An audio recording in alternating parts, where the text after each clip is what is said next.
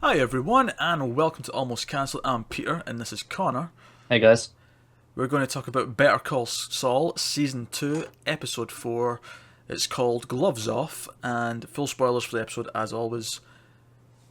This was a solid episode. There's a lot of Mike in this episode, and we'll save him for second, but let's talk about Saul first. Do you know what? Just before we even say anything, I think it's interesting that this is probably my least favorite episode of the four, but Mm-hmm. it's still an exceptionally good episode of TV. I think I like it more than last week's. Fair enough. Yeah, but yeah, point stands. Um, so Saul has to go in and show his tape to the partners that the company's at, and they're all pretty pissed. But what I didn't expect was that this was all going to immediately blow back on Kim. Yeah, even though she spent all last episode telling us that that's exactly what was going to happen. Well, it's because she lied, right? Had she just admitted that she thought it got the okay, like we Yeah. knew, she wouldn't have gotten as much trouble. No. So it was kind of out of left field, just in the sense that, you know, like she really shouldn't have been in that much trouble. But She shouldn't, but yeah, it's one of those things where they told us all last week that this is exactly what was going to happen, and we just kind of dismissed it, really. yeah, but you don't think it's going to happen that quickly. Like they No. it immediately had this effect. That said, though, and the reason why I think this episode was actually really strong, all on the make stuff, which we'll get to, is two scenes with Saul really stood out to me. The first one is when he goes to see Kim after, like, everything goes down, Mm. and he's there, and the cleaner tells him where she is. I like, I felt so tense with him getting like, that way. Well, there's almost this running joke that husbands are scared of their wives when they do something Yeah, that yeah. they shouldn't, and they know they're going to get in trouble. It was like that turned till 11, where I was Yeah. like, because not only did he fuck up, not only did he do something to piss her off, he got her demoted. Yeah, it's pretty rough. Like, at least most husbands don't get their wives demoted at work. I mean, you never know. But I just like when he's walking in there and like she's so cold to him. Um, it just, I don't know. I thought it was really well done. I thought it was really suspenseful, but not in a Oh, it was. typically, not in a typical suspense way. Usually suspense is, oh, we need to creep past the killer or whatever. This was, suspense in a very It's the human same way way. I felt last week when he was waiting for the phone to ring. It was the same sort of tension. That's what I felt then. Yeah, well, I felt that then too. So Yeah, but it's the same sort of thing where it's something that is such an ordinary thing yeah, that but it's not the exact same thing because yeah, it's waiting for the good thing that might not happen, whereas this is going in and knowing that it's bad, but how bad is it? That yeah, it's on the opposite end of the feeling spectrum, if you will. yeah. One is hopeful, the other one is just complete and utter dread.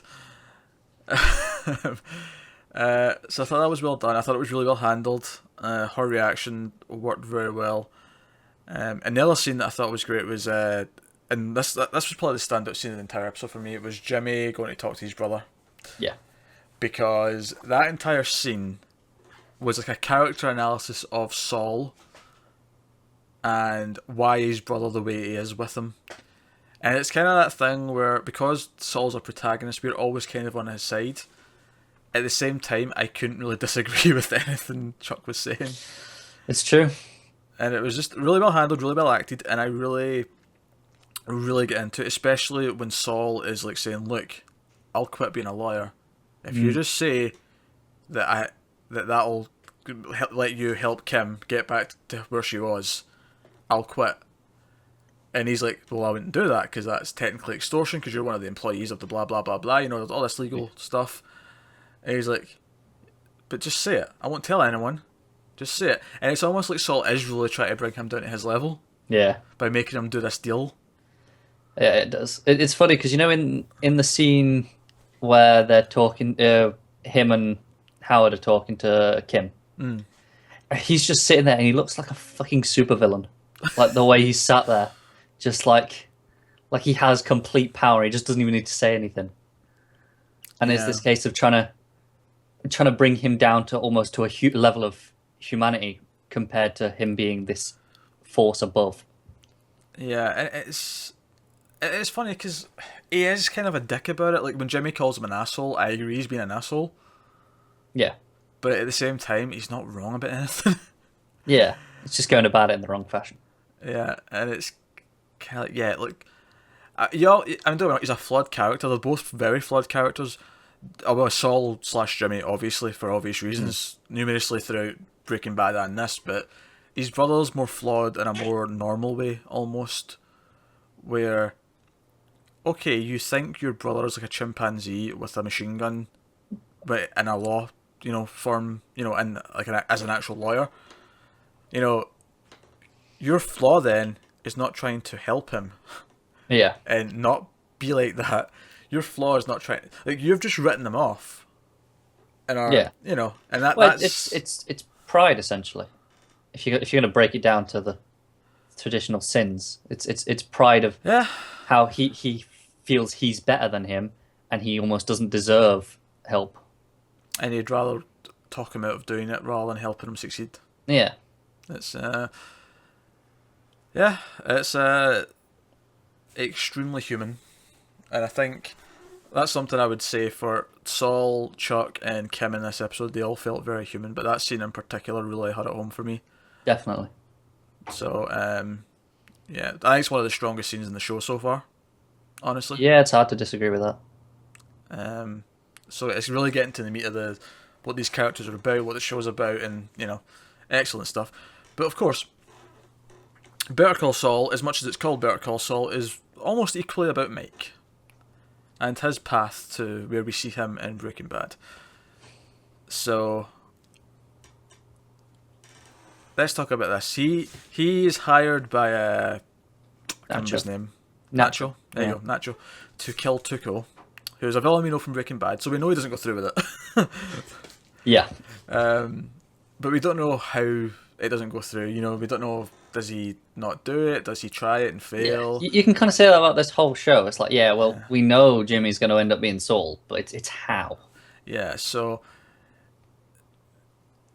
I thought this was another really good sort of humanity type story where, because it's at the end of the episode when Nacho says to him, you went through all this effort, you get the shit kicked out of you, because his face is a mess. You see him at the start of the episode and it sets up like what the hell happens to him, and it bookends the episode seeing him like that, and he's like, you went through all this trouble, you made half the money.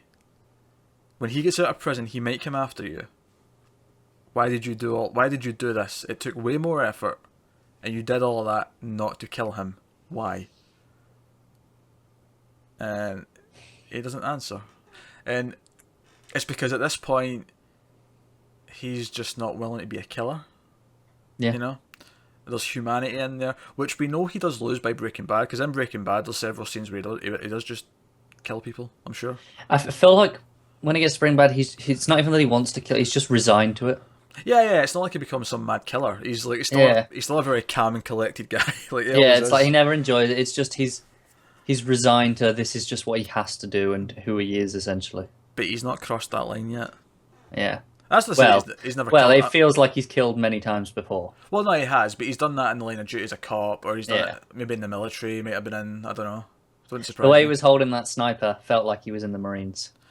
Yeah. Because even the fact that he's sure that he can make that shot. Yeah, he's been in the Marines. He's been a cop. I'm sure he's killed people, but he's killed them in the rightful way, as you were.